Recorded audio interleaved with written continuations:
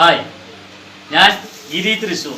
ഞാൻ ഇത്തവണ ഓണപ്പൂ ഉണ്ടാക്കുന്നത്. എൻ്റെ ഓണപ്പൂ ഞാൻ തന്നെയാണ് ഉണ്ടാക്കുന്നത്. വീട്ടിലുണ്ടാക്കുകയാണ് ഓണപ്പൂ. അരങ്ങ് വെട്ടിയിട്ടുണ്ട്. അരങ്ങുകൾ വീട്ടിൽ ഉണ്ടോ? അരങ്ങ് വെട്ടിയിട്ടിരിക്കുന്നു.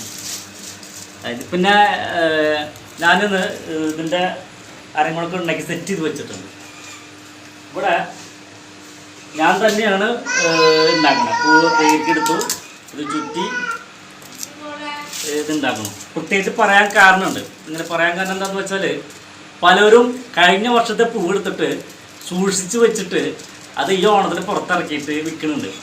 കഴിഞ്ഞ വർഷത്തെ പലതെന്ന് പറയാൻ പറ്റില്ല, എന്നാലും ബാക്കി വന്നിട്ടുള്ളത്. പക്ഷെ ഞാൻ അതല്ല ചെയ്യണത്.